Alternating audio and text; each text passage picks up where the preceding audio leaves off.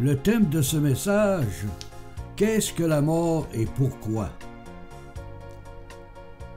Cette question en est une qui dérange l'être humain, car celui-ci est doué d'une intelligence supérieure à toute autre créature vivant sur la terre. La science, qui est un domaine en évolution constante, ne peut apporter une réponse à cette question qui pourrait satisfaire d'une manière positive la conscience de l'être humain.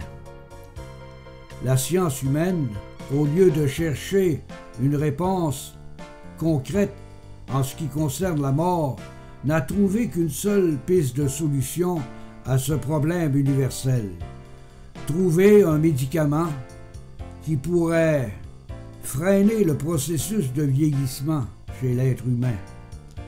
Et en attendant ce remède miraculeux, la plupart des êtres humains finissent leur jour dans un corps qui devient une pharmacie ambulante, étant bourré de médicaments qui soulagent le corps humain, mais malheureusement qui n'a aucune puissance pour calmer la conscience qui doit faire face à la mort. Certes, la science peut soulager le corps humain qui est souffrant, mais elle ne peut soulager la conscience ni l'esprit de l'homme, qui est aux prises avec sa propre mort. À ce stade, il est donc important pour l'être humain de connaître la signification de la mort et le pourquoi de son existence ici-bas. Ce que vous devez savoir, c'est que la mort peut se prolonger jusque dans l'éternité à venir, et que votre âme devra vivre dans cet état de souffrance où il n'y aura plus aucune possibilité pour l'être humain d'être libéré de cette mort éternelle. Pour répondre à cette question sur ce qu'est la mort et pourquoi devons-nous mourir, il nous faut aller à la seule source de vérité que Dieu nous a laissée ici-bas, la Sainte Bible, la révélation de Dieu adressée à tous les hommes.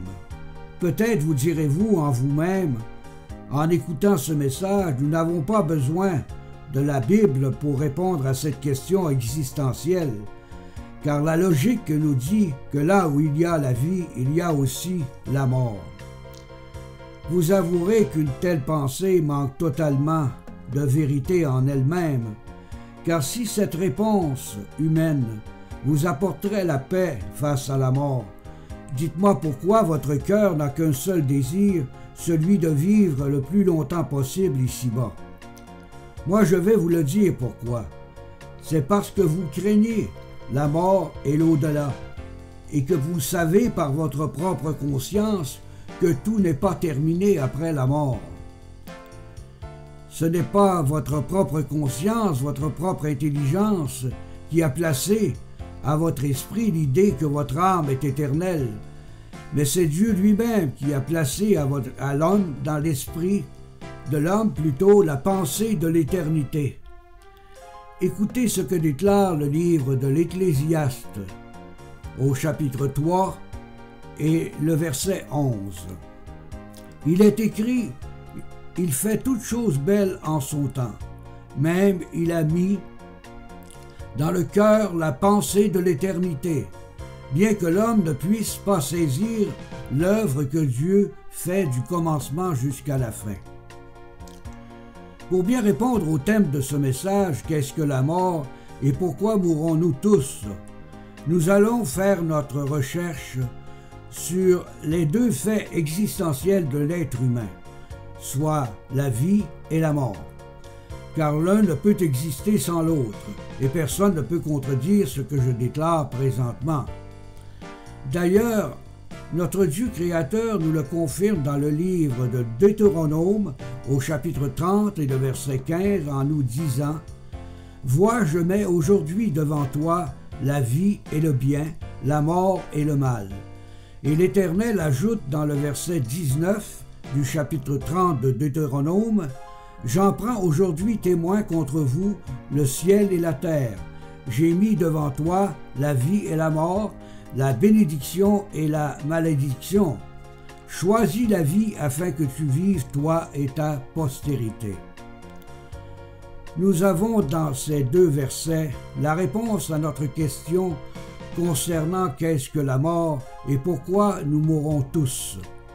Nous constatons que la mort est liée directement au mal ou à la malédiction et que la vie est étroitement liée au bien et à la bénédiction.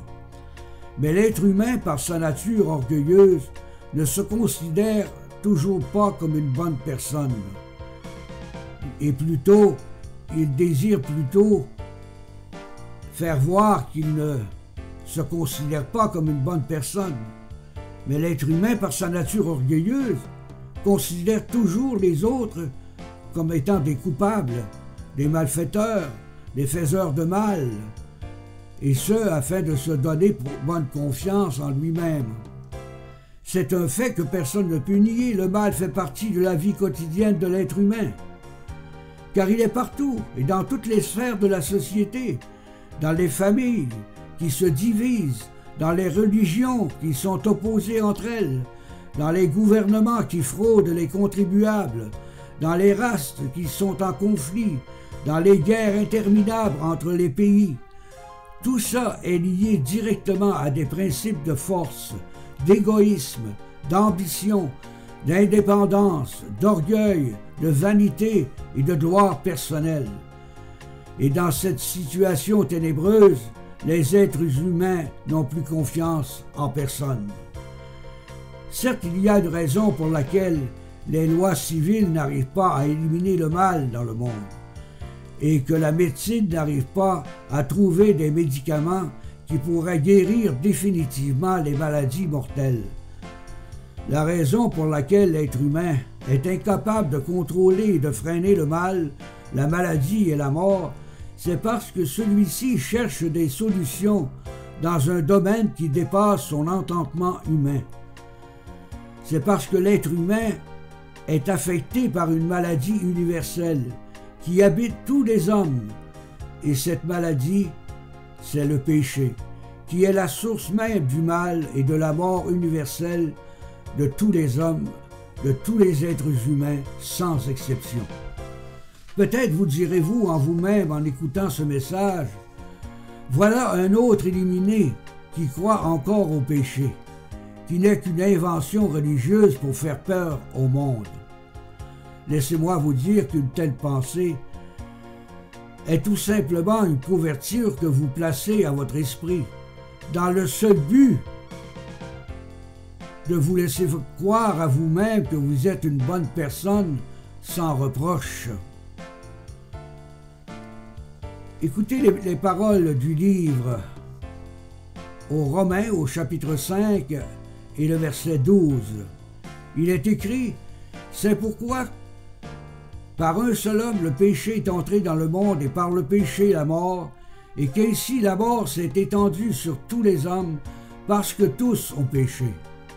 Sachez une chose, que le seul livre au monde qui déclare cette vérité concernant la puissance de la mort issue du péché demeure la Sainte Bible. C'est un fait indiscutable. Nous devons tous mourir un jour ou l'autre. Et de ce fait, nous sommes tous des pécheurs perdus. Peut-être es-tu une personne religieuse qui pratique sa religion traditionnelle de père en fils et qui croit que sa religion lui a permis de devenir un enfant de Dieu par le baptême de celle-ci. Si tel serait le cas, dites-moi pourquoi les prisons sont-elles pleines de personnes qui ont reçu quelques gouttes d'eau sur le front étant jeunes bébés naissants et que celles-ci sont devenues des criminels endurcis. Donc il est évident que le baptême traditionnel de leur religion n'a pas fait d'elles des enfants de Dieu. Si ces personnes seraient nées de Dieu, pourquoi sont-elles aux prises avec le mal? Il n'y a qu'une seule réponse à cette question.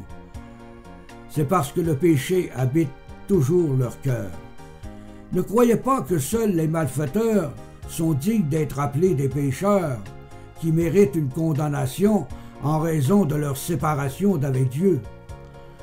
Ce n'est pas ce que déclare la Bible, car il est écrit dans l'Épître aux Romains au chapitre 3 et le verset 23, « Car tous ont péché et sont privés de la gloire de Dieu. » Sachez une chose, L'homme a beau être religieux ou pas, mais aux yeux de Dieu, ce sont des pécheurs perdus si ceux-ci refusent de croire en l'œuvre de son Fils, Jésus-Christ, qui est venu en ce monde pour sauver les pécheurs de la perdition éternelle.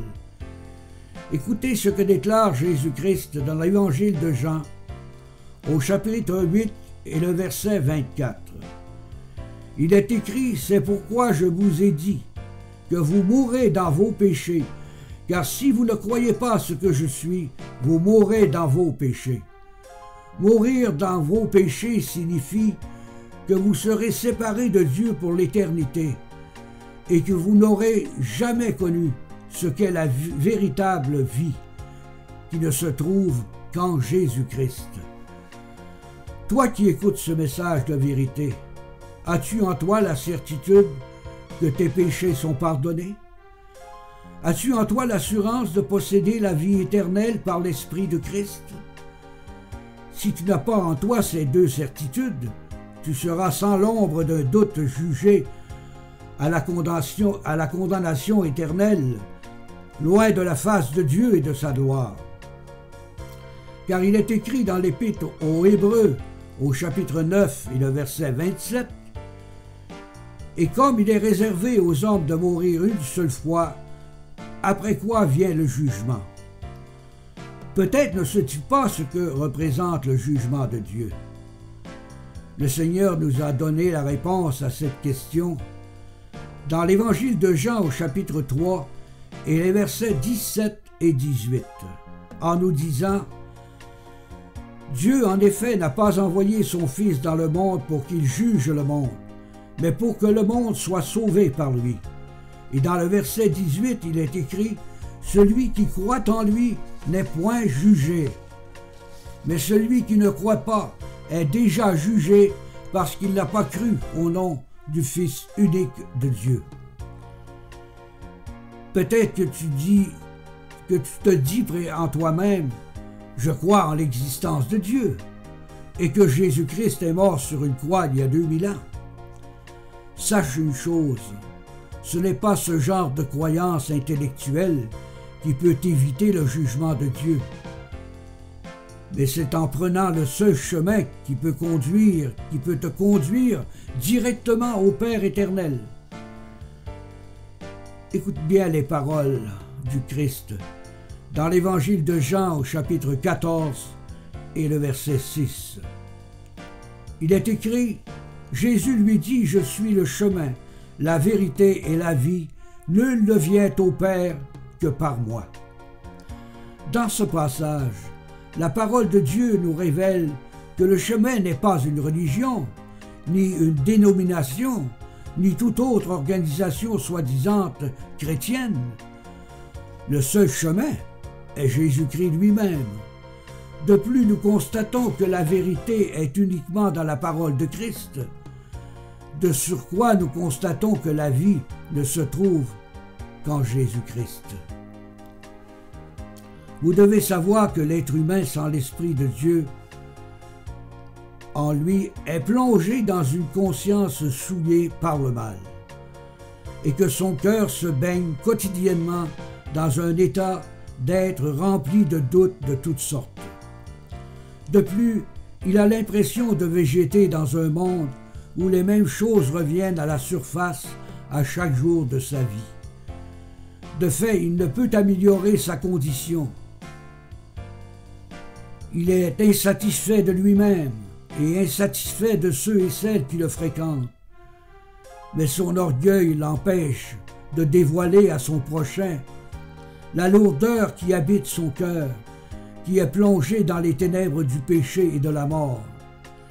Il est conscient que même avec ses propres efforts à vouloir se rendre meilleur lui-même, il n'arrive jamais à éliminer de sa vie ses actions secrètes qui sont désapprouvées par son prochain, comme ses mensonges, ses pensées adultères, son désir de surpasser son prochain, son orgueil, sa cupidité, son impureté, son idolâtrie et ses envies de toutes sortes. Vous avouerez que dans une telle situation, la conscience de l'homme est continuellement en mouvement et qu'aucune paix n'est possible à son esprit, car ses pensées et ses actions l'enfoncent quotidiennement dans les profondeurs des ténèbres du péché, et c'est ainsi que la mort a toujours le pouvoir sur tout son être.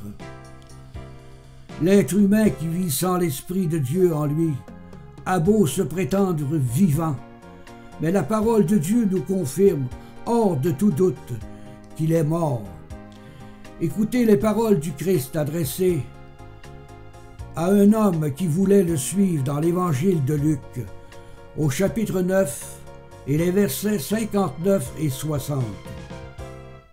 Il est écrit, « Il dit à un autre, « Suis-moi. » Et il répondit, « Seigneur, permets-moi d'aller d'abord ensevelir mon Père. »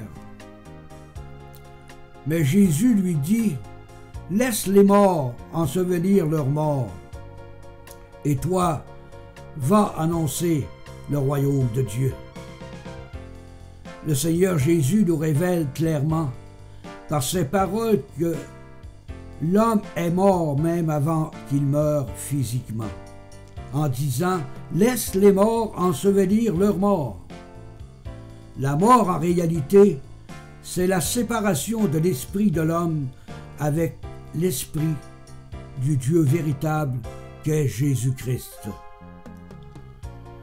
Toi qui écoutes ce message, tiré des Saintes Écritures, es-tu une personne qui préfère vivre dans les ténèbres du péché et de la mort, dans la souffrance du mal qui ronge ton cœur à chaque jour de ta vie, ou plutôt es-tu une personne qui veut connaître ce qu'est réellement la lumière de la vie véritable qui ne se trouve qu'en l'Esprit du Fils de Dieu, notre Seigneur Jésus-Christ?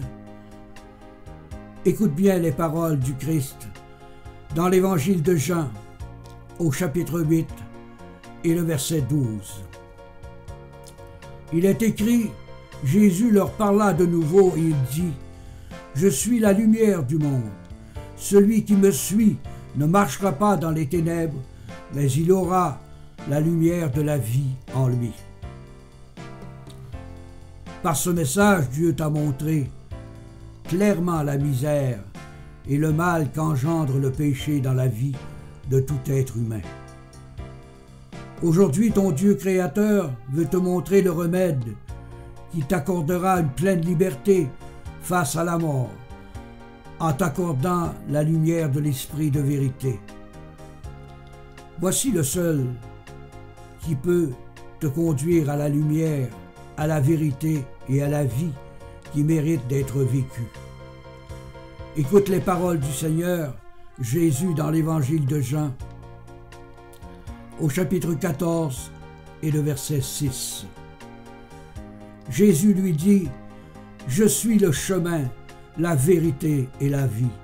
Nul ne vient au Père que par moi. » Tu dois reconnaître au fond de ton cœur d'avoir péché contre ton Dieu créateur. Tu dois demander humblement à Dieu de t'accorder une repentance à salut, afin de te détourner de ta vie de péché. Tu dois aussi reconnaître que Jésus-Christ a porté tes propres péchés en sa chair, qu'il fut crucifié à ta place à la croix du Calvaire, qu'il a versé son sang précieux pour te laver et te purifier de tous tes péchés. Tu dois demander humblement à Dieu de t'accorder sa grâce, selon le bon plaisir de sa volonté. Tu dois demander à Dieu le moyen de la foi véritable, celle qui est accordée à ceux qui vivent dans la vie éternelle par l'Esprit de sa gloire. Tu dois demander à Dieu de t'accorder l'Esprit de vérité et de lui dire avec sincérité que ta volonté soit faite à mon égard, et ce selon ta grande miséricorde, par le nom de notre Seigneur Jésus-Christ. Si tu es une personne qui se sent attirée vers la parole de Dieu, vers le Fils de Dieu, et que tu ressens au fond de ton cœur le besoin de connaître en toi la vie de l'Esprit de Christ. Sois persuadé que Dieu t'appelle à la vie par ce message.